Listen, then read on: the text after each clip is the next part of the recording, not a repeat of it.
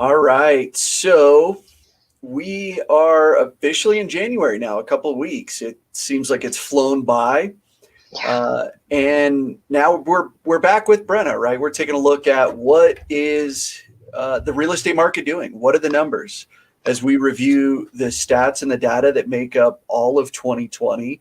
And we talk about what we're thinking 2021 might look like for our real estate market. So uh, as usual, right? Joined with Brenna Harper, the talented, the beautiful, as she shares with us the specific numbers. So, Brenna, why don't you kind of chime in a little bit with, how you're feeling about 2020? Yeah. Well, as always, thank you for having me. I think if we look, and I'm going to share my screen here.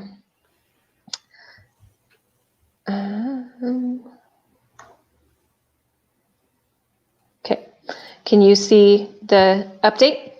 Yep, we've got it. Perfect. So the first thing I kind of want to do is just talk really high level about what 2020 looked like. And I think it'll explain how most of us felt. So first of all, we ended 2020 with 2,200 active listings in all of Denver Metro. That is incredibly, incredibly low.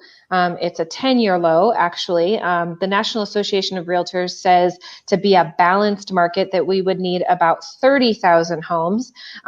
Most economists believe that's a little high for Denver, but even if we were looking at 20 or even 15,000 homes to be a balanced market, 2,200 is very low. So that was the first kind of extreme that we experienced. We also experienced the lowest interest rates that we have seen in several decades. So then that's another extreme that we're dealing with, accompanied by the highest number of homes sold in history.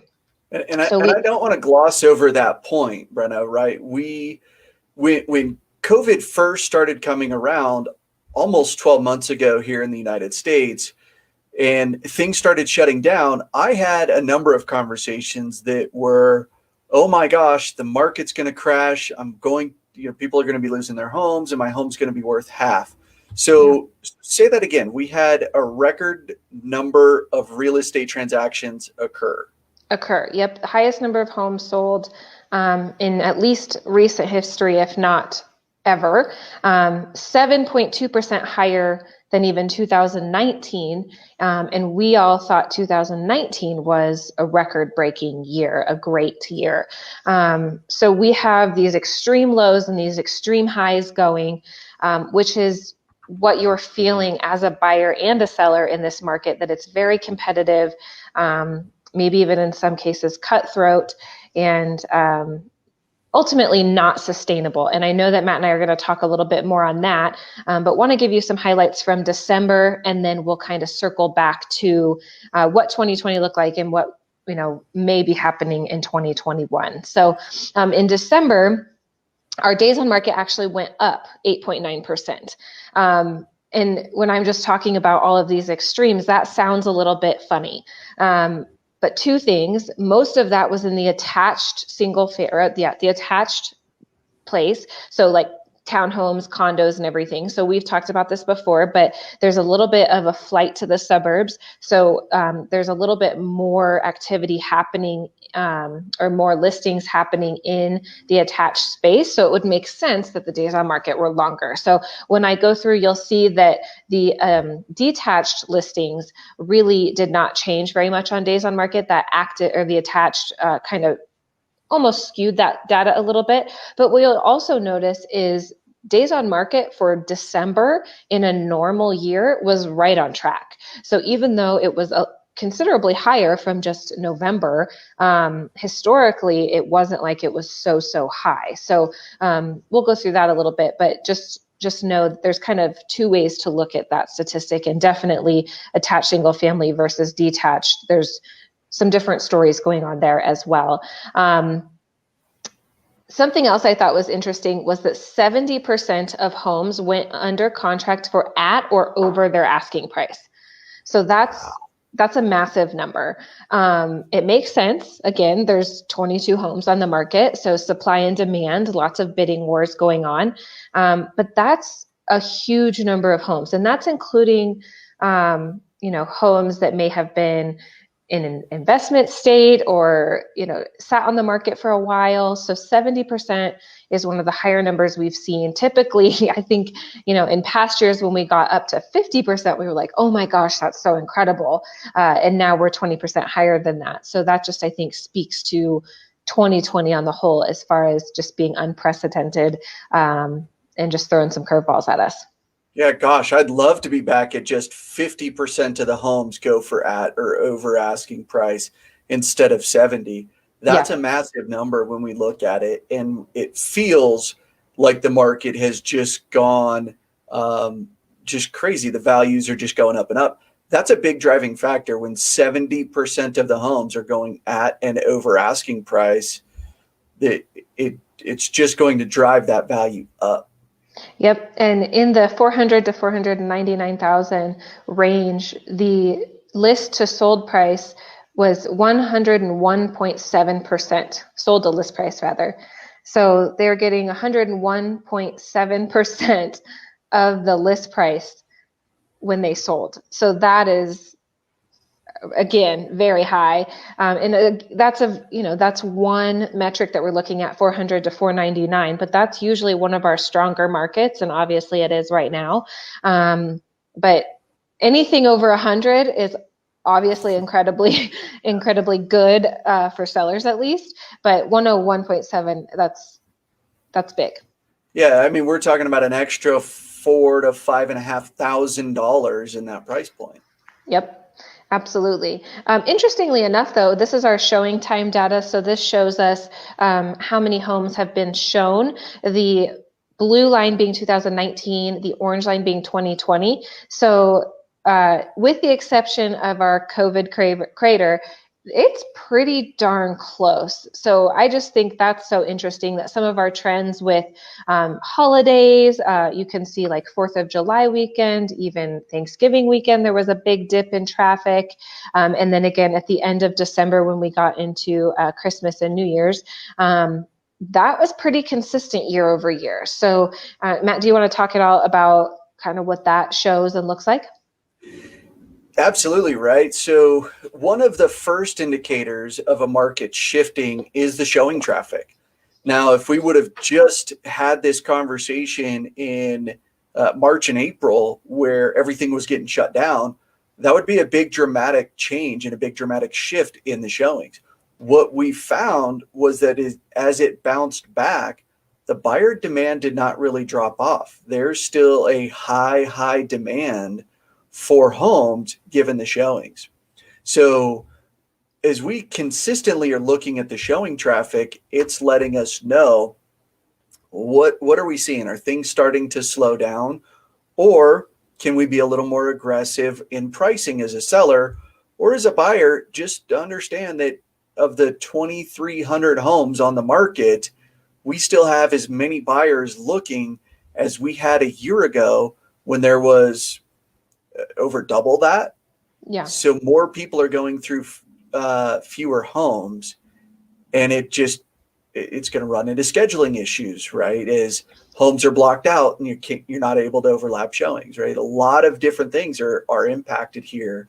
And one of the reasons why I always love looking at this graph is y'all put it out. Absolutely. Okay, and we're going to look at this again just quickly. This is our market snapshot, and it's detached and attached single family. So the green line is active, the blue line is pending, and the red line is sold. So as we've been talking about, pendings and actives just took a steep dive. But solds, I mean, they are down, but less of a curve, less of a steep drop off. So, that's kind of interesting. People are still buying, even though there's virtually nothing to buy. So again, that demand is still incredibly high. Yeah, always interesting to see that green line that far below the red and blue line. Now, again, the green is the active, Yep. the red is the sold, the blue being the under contracts. To see it that far below for that long indicates just things that are coming on the market are disappearing. And the ones that are not going under contract that quickly or staying on the market, it's maybe a touch of an issue on pricing. Yep. Because every home's going to sell. It just depends if the condition matches the price. Absolutely. I think you bring up a great point. Even though the market is so competitive and the inventory is so low, as a seller, especially, you have to remember that buyers are still more educated than they've ever been. So while you can price aggressively, you still have to price within the parameters of the market, or people aren't Yep. going to pay that. They're actually, psychologically more likely to pay higher when you price it correctly, and then it feels like more of a commodity, a hot commodity, than overpricing it and then saying, oh, well, that's too much money, I'm going to wait for it to come down. So there's definitely some psychology that goes into selling and pricing. But yes, you can be aggressive. No, you can't just pick whatever price you want for your home if you want it to sell. Yeah, buyers are always sensitive to the price, much like anything else, because it's based on what else they've seen. So Yep. if your home is 10% more than the other homes that they've been looking at, and it has the same quality of finishes, the same features, they're going to actually try to buy the other one, even though they may have to pay 15% more for that home, right? It's an interesting piece. People will overpay sometimes when it's priced correctly, but they wouldn't have paid your price if you started there. Yep. So pricing it right the first time has a massive impact on your final sold price. So that old philosophy, well, if we start high, we can always come down. That works if I'm selling a used bicycle for Facebook Marketplace, right? Yep. It doesn't prove out as we look at real estate. Yep, it becomes stale on the market, especially with how quickly things are using. If your home is on the market even just a couple of weeks in most price points in most counties, people immediately start to question what's wrong with it. And there might be nothing wrong with it, but you don't want to stigmatize your property just because you missed the mark on pricing. So I think that's just a really important thing to keep in mind. And so what I want to show you here is, so this is detached single family only. And you'll see that it's pretty close to attached and detached combined. But it's a completely different story when you look at attached. So again, just to flip back here, detached, you can see the green line actives, how far removed it is from solds and under contracts or pendings.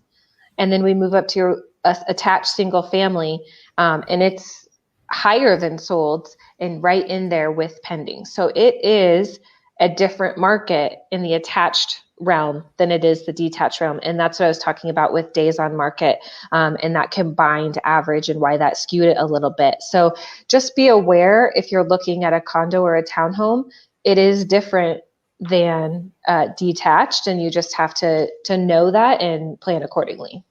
Well, what a great opportunity for a potential first-time home buyer. Again, as prices have gone where they have over the last 7, 8 years, you hear frequently people lament, gosh, how am I ever going to buy a home? How are my kids ever going to be able to afford a home here with the prices going the way that they are?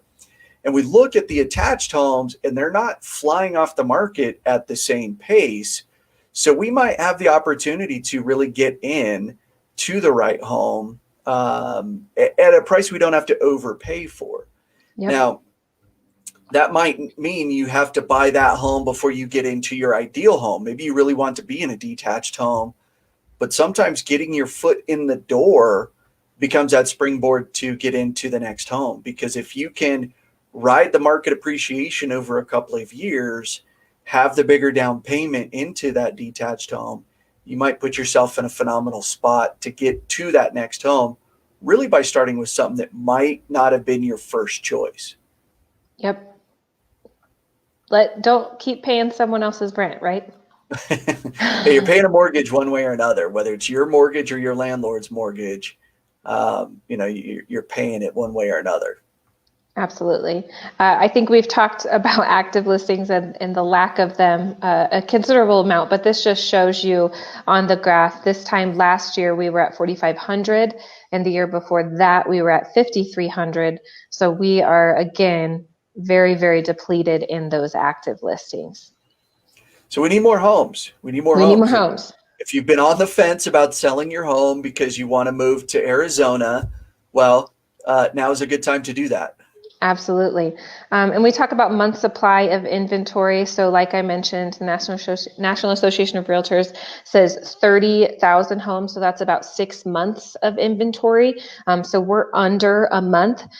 In the combined detached and attached, we're at about half of a month, so 2 weeks. But then again, if we look here in the detached single family, we're at about a week and a half of inventory. And then obviously we're almost at a month. So that's a lot in the attached single family space. So obviously we are very depleted there as well, but there is a considerable difference again. Yeah, it moves very, very fast. And the good homes are moving fast, and the homes that are overpriced will sit around a little bit. Yep. So this is what I talked about at the beginning as well, days on market combined or days in multiple listing service where realtors put your listings. So 24.5 days you do see is up from November from 22.5 days. Historically, still very, very low. But last December, it was at 40 days. And the December before that, it was 37. So yes, we are up 8.7% from November, but we're still extremely, extremely low. And then if you look here, detached, we didn't move at all. So we're even days on market. And in attached is where we went up. And that's just because there's a little bit more inventory, a little bit more buildup, if you will, being a relative term. Yeah. So, right. Again, for sellers, if your home's been on the market for 2 weeks, that's okay. Home selling in an hour is not the norm. Right. We need to give it a little bit of time as we go through sometimes to get enough people to go through. But again, if the average is right there in the 20s, being there for a couple of days is not the end of the world, right? You're still ahead of the average. Absolutely. Well, to circle back on kind of what 2020 brought us and what to expect in 2021, I went to an economic summit. I guess it's been a couple weeks now. And one of the economists mentioned that he thought we had kind of peaked out at the number of homes that could be sold in Denver Metro in 2020. So we weren't going to get any higher than that. Now, keep in mind what we said. We had the highest number of homes sold in recent history, but that freaked out a lot of people, and it freaked out a lot of people that are in the industry and understand stats. So I wanted to kind of chat with you about it because I think when you hear that, you're like, oh my gosh, what does that mean? Is this a horrible time? But it just means that it's not going to continue to skyrocket. It might plateau. It might be exactly the same. It might be like 2019 or 2018, which were all wonderful years as far as great investment and a good market. It just means that the pace and the extremes that we were at in 2020 are not sustainable. Yeah, it's hard to envision sustaining this pace for years. This has been an unusual, right, an asterisk year when we look back at the record book to say, well, yeah, well, look what was going on in the world at that time. So again, the numbers are part of the story. It's never the entirety. So, if we sell a few less homes next year, this year, the following year, that's not the worst thing when it comes to your home's value or whether or not it's a good decision. A lot of homes being sold is simply an indication of how many people need to make a move. So more people needing to make a move doesn't necessarily correspond with the values going up and up and up. Because if we have more inventory, well, demand is going to be impacted to the point of outside factors. But if we have more inventory, demand stays the same. That's going to drop the values. If we have less inventory, demand staying the same, well, that's going to increase the value there. So overall, when I hear we're not going to sell as many homes in 2021, not terribly concerned about that factor as a homeowner. Now, for real estate agents, fewer homes, fewer transactions impacts the income a little bit directly, right? But it's still not going to be a big enough number to have an overall impact on that side of it. We still have a lot of real estate agents and the same number of homes roughly that get sold every year. So for the homeowner, for the consumer, still nothing to be terribly concerned about, as we had a healthy market in the Denver area, even with coronavirus and the political unrest and the civil unrest that we had through this year. Absolutely. And again, it's not like the bottom is going to fall out, or that's at least not what we're expecting. It's just that it's not going to continue to skyrocket. So there's a big difference there. Another factor is that the builders just cannot build fast enough or cost effectively enough to really solve the inventory problem, because there's a lot of builders that would love, people say, well, why don't they build homes for more of that entry level price? Well, they're really struggling with it because of labor and because of material costs, and also just the process of getting land and getting permits and everything like that. Their costs are so high that even their base level is coming in at higher than an entry level, just strictly so they can make any kind of profit. Yeah, very tough on the builders to build the entry level stuff. When we look at the price of land, the price of real estate, it has gone up as well. So just to purchase the land goes up. Colorado is not the least expensive place to live.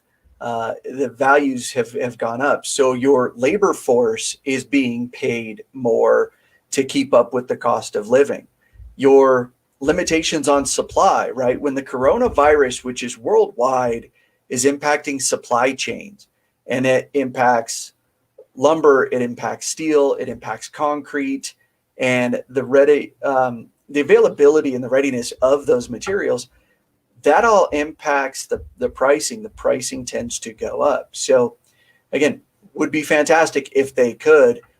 They simply just can't make the numbers work that way to build a $150,000 home. Absolutely.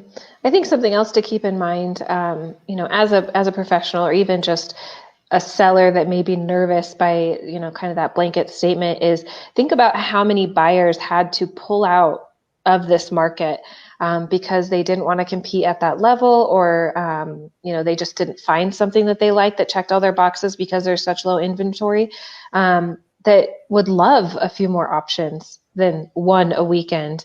So I think if you are, wanting to sell your home, it's still a great time. And I think if you want to buy a home, money has never been cheaper. Obviously, Denver is a great place. The Economist said that Denver's real estate is still the number one industry. So it's still a great investment, even though it's competitive. Yeah, and for the folks that are waiting to buy for the market to drop and prices to go down, we're probably never going to see prices where they were 4 years ago. So when I heard somebody say 4 years ago, well, I'm going to wait for the market to drop and then I'm going to buy, the market's exponentially grown and it's more expensive now than it was then. So even if you theoretically overpaid 4 years ago for a piece of property, you're still sitting pretty well today. The challenge with waiting to time the market is you only know that it's changed after it's happened. So timing the market is a tougher piece. So you want to look at the reasons why you're purchasing a home. If you're looking to purchase it strictly as an investment, and I want to say strictly because that means you're not going to be living in the property, well, then you want to buy it at the right price today. Banking on appreciation, going one way or another, is how a lot of speculators got into trouble when it came to the real estate market 15 plus years ago, because they were buying with the hopes that the market was going to appreciate. The market didn't, right? So if you're not buying strictly as an investment, well, then we're determining what is the quality of life? What do I get out of this piece of property? I've outgrown the space that I'm in because, I've got more kids now, or I have to work from home, or I have to school from home. Great. Things have maybe changed. And that's a driving factor for most people as to why they're purchasing real estate. The real estate on the back end becomes a good investment, but it's not strictly an investment for that purpose. It's a quality of life. It's those decisions that typically drive people buying real estate. Yeah, absolutely. I think that's a great point. Good. So you've wrapped up on the stats. I'd like to hear kind of your perspective about 2020 and what you're looking forward to for 2021. It's a new year. It's a new calendar. So why don't you share with us a little bit about that on both sides? Yeah, I think I did a lot of good things came out of 2020. I think in spite of everything, both personally and professionally, obviously, it was a crazy year, but it was a great year as far as business goes. So definitely appreciative of that. From an industry standpoint, I think we had to do so much, um, you know, being innovative and getting things done and pushing things through that maybe we wouldn't have before, that I'm looking forward to kind of reaping some of that reward. So one of the things that happened was we were able to push through the remote online notary legislation. So as of December 31st of 2020, we got that passed. So that means that we can or will be able to soon do remote online notary or basically e-closings with some lenders. So that's been something that the title industry and real estate have been working on for a long time. And the legislation has just been kind of digging their heels in. And out of necessity in 2020, they kind of eased up a little bit, and then we were able to get this pushed through. So still working out some of the semantics and how all of that is going to work with licensing and different things like that. But we made huge steps there. So I'm excited for that, different opportunities for people in different situations, different zip codes, that they are able to do that and still get great high level, safe transactions happening. So I'm excited for that. I'm excited for hopefully some normalcy. I would love to see more people. We'll see with as we roll into this year with some things hopefully settling down, being able to see people in person. I think something I learned in 2020 is as much as we can do on the computer and Zoom and everything, people still want that human interaction, and they still want those phone calls versus texts, and they still want to meet in person versus Zoom. And there's definitely times when that makes sense, and I think we'll continue to use that moving forward, but that people really do want that personal connection. That's my favorite part of my job. I definitely missed it in 2020 of that human interaction. And so I'm looking forward to that and just being able to help people on a more personal level.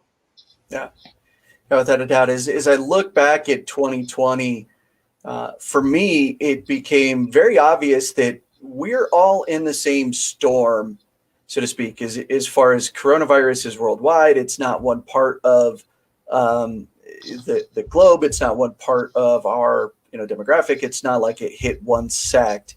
Ultimately, we were not all in the same boats, so to speak, and this impacted some people at a much bigger level. And thankfully, I feel very fortunate and very blessed that you and I have been minimally impacted as far as we were still able to work.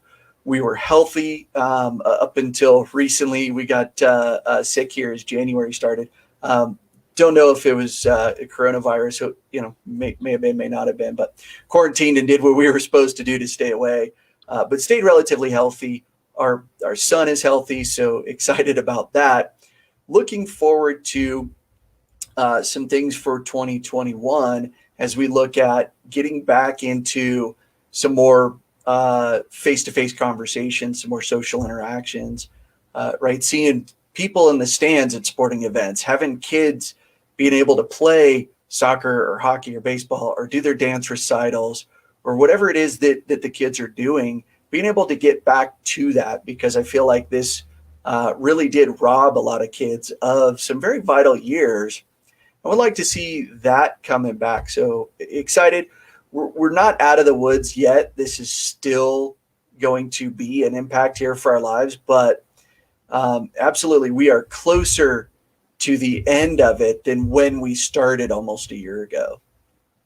Absolutely. I think, on some level, we all kind of hoped at the stroke of midnight, the clouds would lift and everything would go back to the way it was. But I think we're moving in the right direction, just maybe not as quickly as probably most of us would like. Well, I think everyone would agree. We'd like this to have been over about 12 months ago, but that's not the reality of where we're at. However, we can still persevere and move forward. Now, Brenna, you shared something with me about an organization that had a massive goal for last year to donate $1 million to specific charities and individuals, and they were able to actually raise and donate over $4 million. Yeah. And that's huge. And that to me speaks so high of just the giving nature of individuals, because when people are in need, humans will step up and help. And I love hearing those stories, and I'd love to hear more of those stories. So anybody that's watching, if you have any more stories like that, please share. I'd love to hear them. I really would. And I'd love to share them out so more people are hearing those stories. Absolutely. I think one of my favorite sayings that I think sometimes can even bite you in the butt is, what you focus on expands. And I think 2020 was a really easy year to focus on the negative. And I've even found myself in that state of what's going to happen next, or what didn't go my way. And then that's all that you see, and that's all that you focus on. So something that I really want to do in 2021 is focus on the good and look for the helpers. I think, isn't that what Mr. Rogers said, right? Look for the helpers. I must have missed that episode. Okay. Well, it's a good one regardless. So, I think just kind of changing the lenses a little bit, and there's always going to be the negative, but if we can focus on the positives, then we'll see more of it. And that's definitely what I want to focus on in 2021. Yeah, absolutely. I love that. So, Brenna, phenomenal. Thank you so much again for sharing the stats, what happened in 2020 in our real estate market, what did December look like. Again, we're going to be doing this monthly as we review the numbers, because we want to be the source of information that you come to for what is really going on. The news outlets and that, they are typically getting it wrong, and they're even further delayed than what we're looking at typically. So a lot of misinformation. We want to be the source for good, credible information as it relates to the real estate market. So again, I appreciate y'all watching. If you've got specific questions, there's interviews you want us to do, please let us know what interests you so that we can get those scheduled for future. All right. Thanks, Brenna. You're welcome. We'll see you later. All right. Bye, y'all.